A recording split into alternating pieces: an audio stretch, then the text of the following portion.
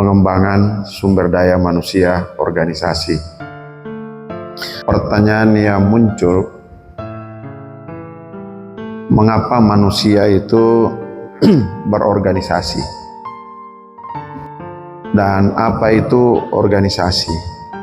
Organisasi adalah wadah yang dibentuk untuk berhimpunnya manusia untuk mencapai tujuan. Tujuan di sini ada dua, tujuan organisasi dan tujuan individu.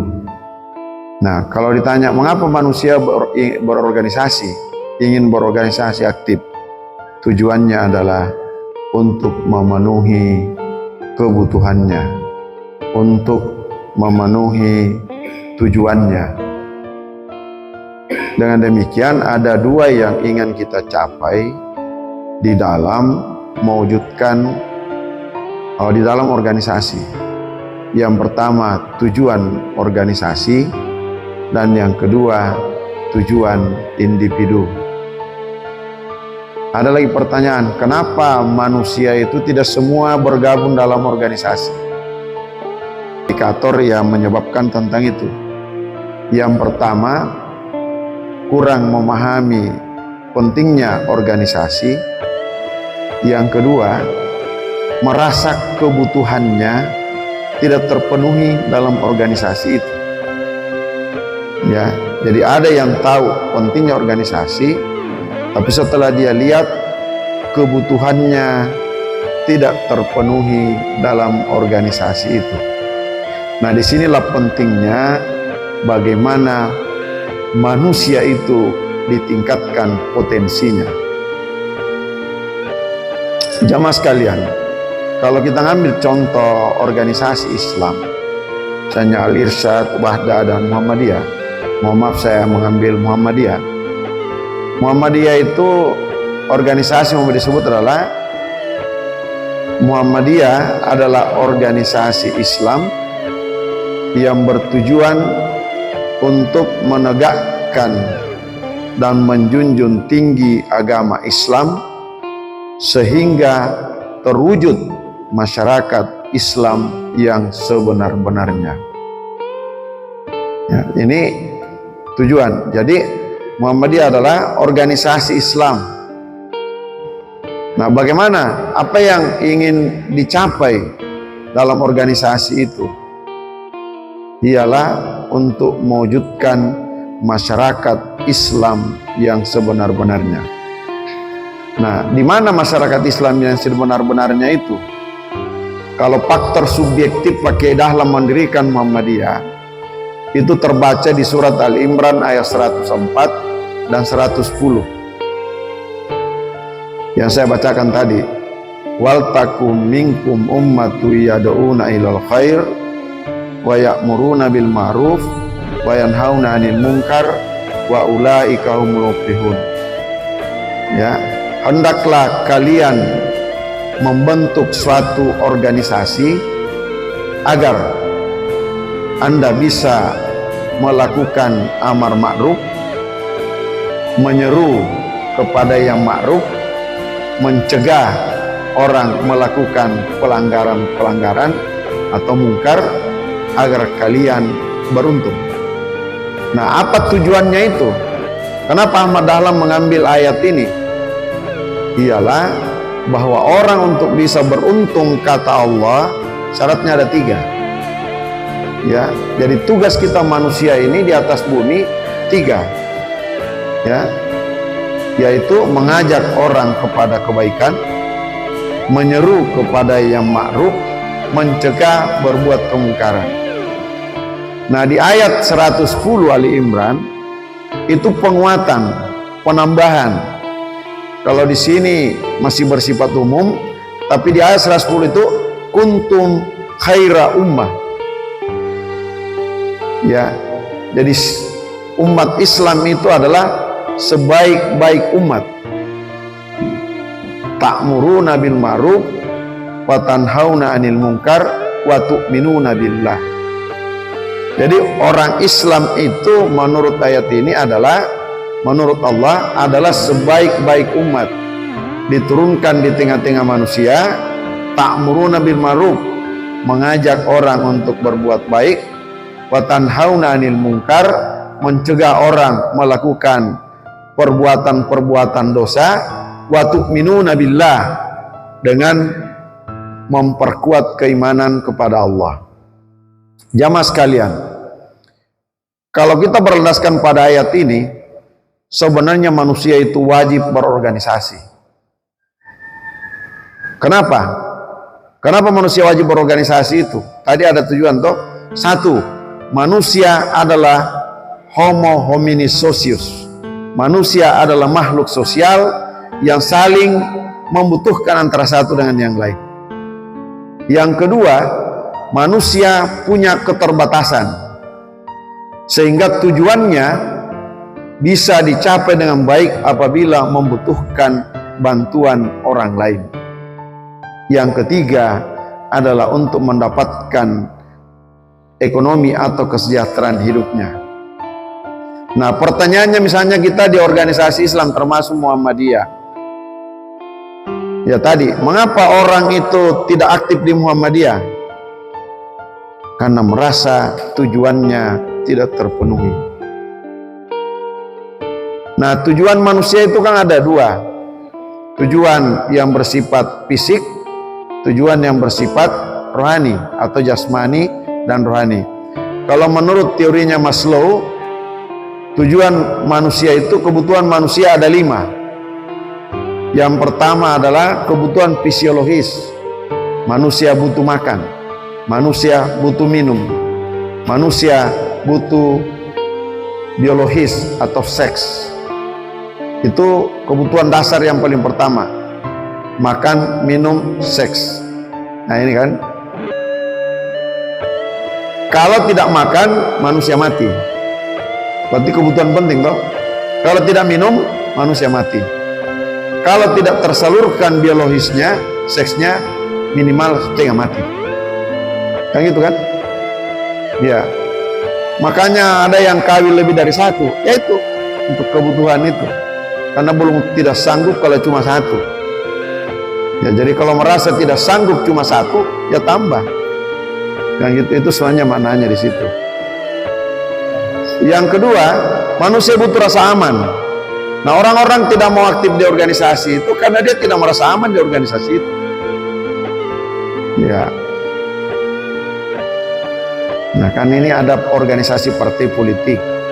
Kenapa ada yang pindah-pindah itu? Ya itu untuk memenuhi kebutuhannya. Ya.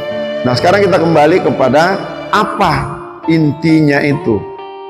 Jamaah sekalian, manusia berorganisasi berarti ada 2 komponen. Yang pertama menjadi pemimpin, dan yang kedua menjadi anggota.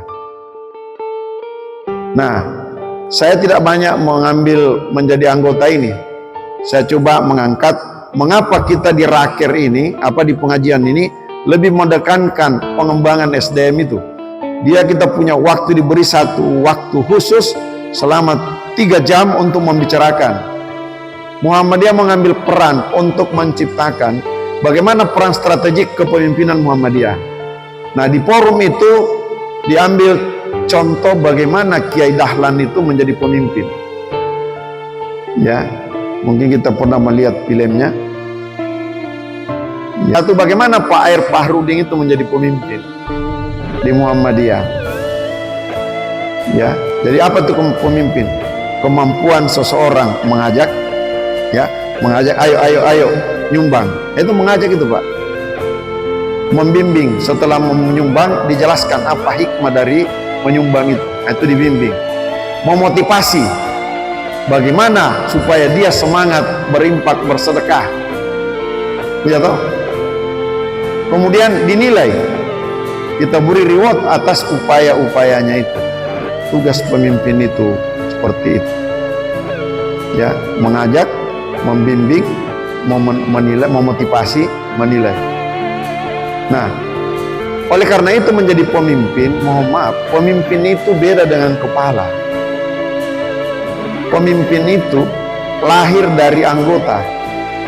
Makanya kalau pemimpin sudah tidak dipercaya itu, untuk apa lagi jadi pemimpin? Nah, jamaah sekalian, mengapa pengembangan SDM ini penting? Saya ngambil satu teori yang dikemukakan oleh Robert Cooper, bahwa manusia itu punya potensi untuk dikembangkan. Maka sebagai pemimpin ada 4 kriteria dasar yang harus dilakukan untuk menjadi pemimpin yang hebat. Nah, ada 4 kriteria ini. Menurut Cooper, 90% dari 4 aspek ini berada dalam diri manusia. Saya ulangi, 90% keberhasilan pemimpin itu berada di dalam dirinya. Nah, Cooper membagi atas 4. Yang pertama adalah percaya diri. Ya, percaya diri. Jadi pemimpin harus pede, percaya diri. Yang kedua, dipercaya. Jadi percaya diri, aku bisa.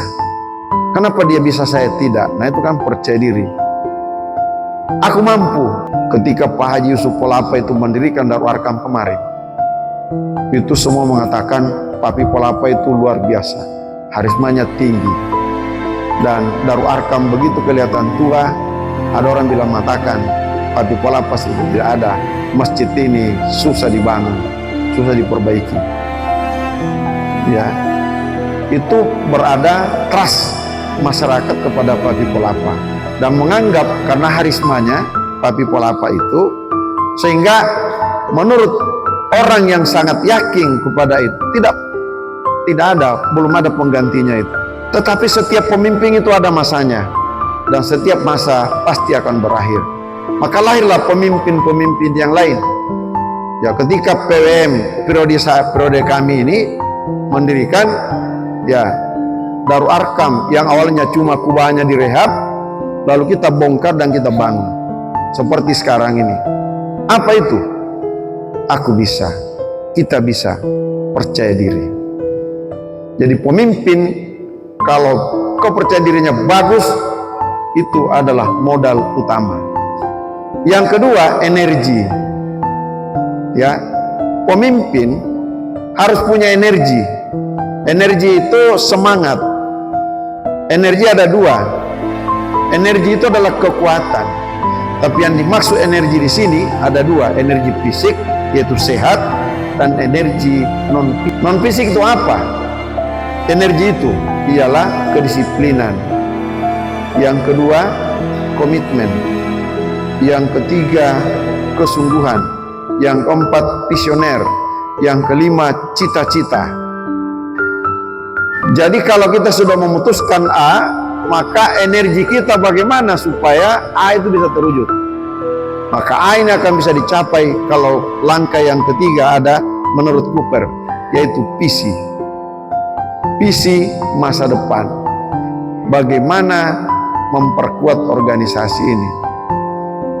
Nah, satu-satunya ilmuwan manajemen yang menempatkan visi nomor 3. Kalau yang lain kan pemaparan visi misi. Tidak ada itu pemaparan kepercayaan diri. Tidak ada, Pak. Tidak ada pemaparan energi. Langsung visi misi. Tetapi menurut Cooper, kalau tidak ada percaya diri, tidak ada semangat, tidak ada energi, maka visi tidak akan tercapai. Nah, yang keempat, ada percaya diri, ada energi, ada visi, maka yang keempat yang paling penting. Apa itu yang keempat? Nyali. Nyali, keberanian. Keberanian mengeksekusi. Mohon maaf, tugas pemimpin itu cuma satu, mengambil keputusan. Pemimpin yang tidak bisa mengambil keputusan, maka pemimpin itu tidak bagus. Pemimpin yang bagus tidak banyak bercerita masa lalu.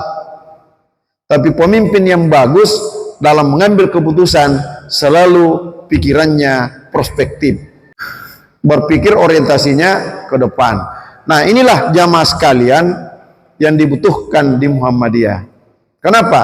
Muhammadiyah itu adalah gerakan. Gerakannya apa? Dakwah. Tujuannya apa? Untuk mencapai masyarakat yang beragama Islam dengan benar. Mohon maaf kita sekarang, pertanyaan kita sebagai pimpinan ini, kita semua yang ada ini kelihatannya adalah orang-orang tokoh-tokoh yang tokoh-tokoh Islam, tokoh-tokoh Muhammadiyah. Pertanyaan, kalau saya mati, kalau kita semua mati, siapa yang kita siapkan mengganti, mengurusi Darul Arkam ini? Kalau bukan kita pimpinan sekarang yang menyiapkan, maka tunggu orang lain yang akan mengambil. Yang kedua, apakah kita yakin nanti orang-orang yang menggantikan kita itu tidak akan ada konflik di antara mereka? Tidak ada konflik. Maka Muhammadiyah sudah membangun sistem yang kuat. Salah satunya adalah sertifikasi.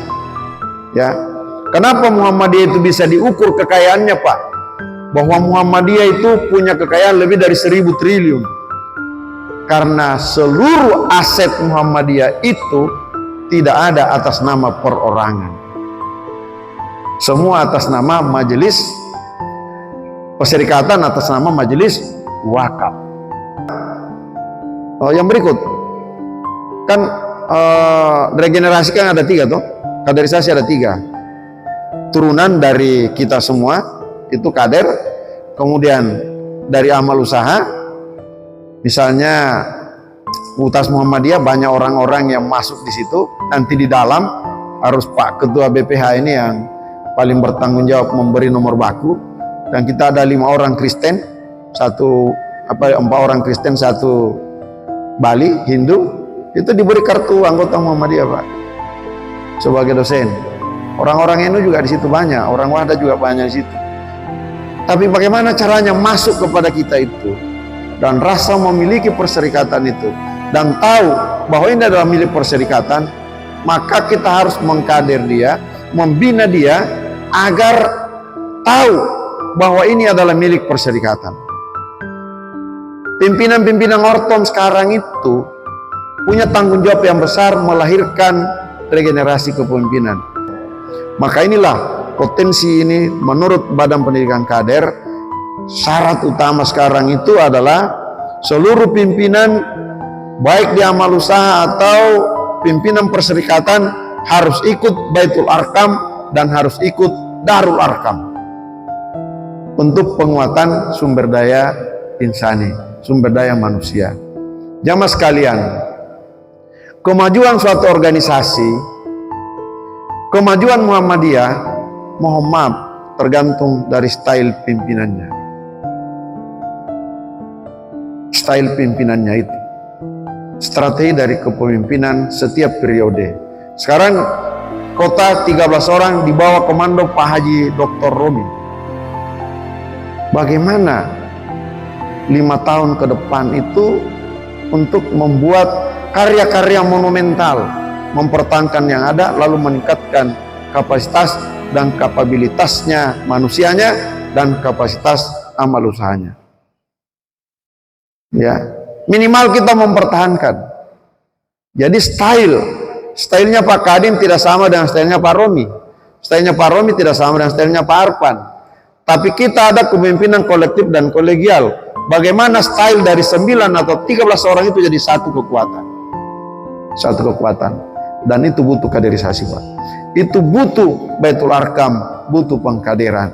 Inilah dilihat secara nasional bahwa 10-15 tahun yang akan datang, kalau sumber daya manusia perserikatan ini tidak disiapkan dengan baik, boleh jadi Muhammadiyah itu akan banyak masalah. Akan banyak masalah. Nah, inilah barangkali teman-teman sekalian, pimpinan Muhammadiyah menyadari bahwa betapa banyaknya aset kita ini yang memerlukan sumber daya manusia yang kuat. Nah, mudah-mudahan kita semua merasa bertanggung jawab. Jamaah sekalian, mari kita yang ada di Darul Arkam ini mulai hari ini memikirkan, mungkin selama ini sudah dipikirkan, bahwa ketika mati siapa yang menggantikan saya di sini. Ketika mati Saya ini ada masjid dekat di rumah Pak, Al-Mukarrabin. Saya selalu hampir setiap, kecuali kalau ada halangan tidak sholat subuh di sini. Saya dengan Pak Haji di sana, Pak Sarip. Berapa jamaah kita kalau subuh di sini? Alhamdulillah ini bulan puasa Pak. Ini ada sekitar 2 baris. Berapa jamaah kita di sini Pak? 20-an orang. Kalau subuh. Ya, ini ada semua yang kentara-kentara yang tentara di Kentucky itu. Ya, orang-orang yang ada di sini Pak kalau subuh hari itu. Kenapa? Betapa megahnya masjid ini, tapi jamaahnya sedikit. Ini tantangan bagi takmirul masjid. Saya ulangi, tantangan bagi takmirul masjid. Sesudah lebaran ini kita memikirkan bagaimana masjid ini menjadi simbol perkembangan Islam, simbol perkembangan jamaah di masa yang akan datang, seperti buka puasa yang dijalankan hari ini. Jamaahnya akan semakin besar. Jangan nanti bulan puasa, karena selama bulan buka puasa jamaahnya sampai di belakang, sesudah itu tinggal 1,5 baris atau 2 baris. Ini tantangan kita ke depan. Mungkin ini mohon maaf, nanti akan dilengkapi oleh Pak Salahuddin. Ya, sekali lagi organisasi ini, organisasi dakwah, butuh perhatian dari kita semua. Butuh perhatian, butuh estafeta kepemimpinan atau regenerasi kepemimpinan. Pak Sabara ini ya tinggal 4 tahun periodenya, masa sesudah itu siapa? Ini yang harus Pak Romi 4 tahun lagi, sesudah itu siapa? Maka tugas kita adalah selamatkan organisasi dakwah ini dengan regenerasi kepemimpinan. Nasrul minal wafatun karib. Mohon maaf. Assalamualaikum warahmatullahi wabarakatuh.